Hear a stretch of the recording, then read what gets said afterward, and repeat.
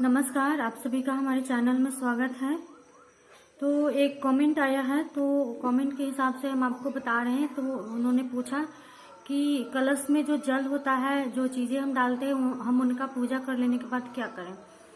तो देखिए, सबसे पहले सोचने वाली बात है यहाँ पर कि कलश में हम अपने देवी देवताओं का आवाहन करते हैं। जैसे पहले में, अब तो हमारे जो देवी देवता है उनकी तस्वीरें आ गई हैं, लेकिन एक समय में ऐसा था जब तस्वीरें जो थी इतना नहीं था जितना आज घर घर में है, उतना तस्वीरें नहीं था।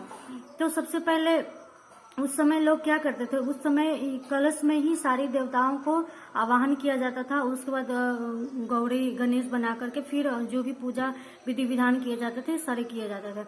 अब चूंकि तस्वीरें आ गई हैं, तो कलश को निर्माण करने का, स्थापित करने का मेन जो कारण है वो लोग नहीं जान पाते हैं। तो आप जान गए कि कलश जो है वो देवी देवताओं के आवाहन करने हेतु ही स्थापित किया जाता है। तो हम वहाँ पे आवाहन करते हैं उतने दिन या फिर उतने समय, 1 दिन का हो पूजा, 5 दिन का हो, 7 दिन का हो, जितने दिन का पूजा होता है उस दिन तक देवी देवता जो है वहाँ पर निवास करते हैं।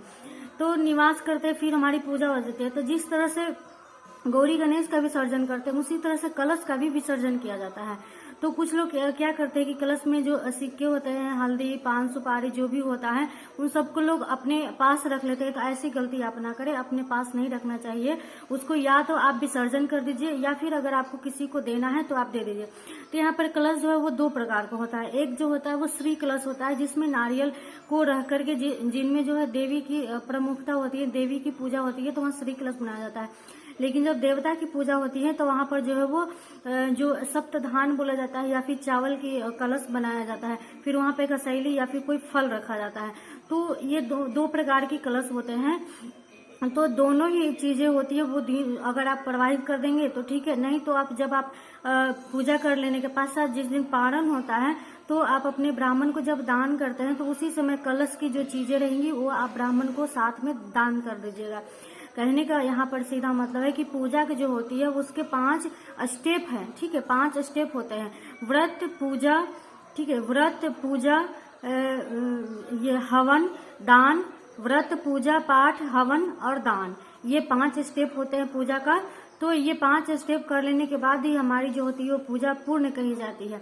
तो सारी दान करनी, हर जितना आपके पास सामर्थ्य हो उतना आप दान अवश्य कीजिए।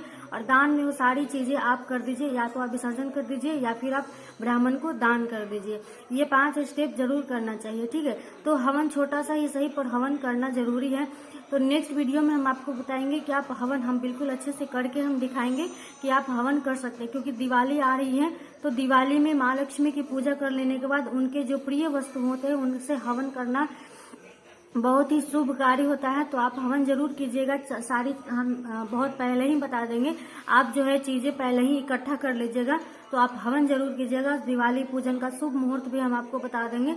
तो आप ये गलती ना कीजिए कि कलश के जो चीजें हैं आप उनको अपने पास रखने की गलती ना करें। आप उनको या तो विसर्जन कर दीजिए या फिर आप ब्राह्मण को दान कर दीजिए। तो चलिए, सबको राधे राधे।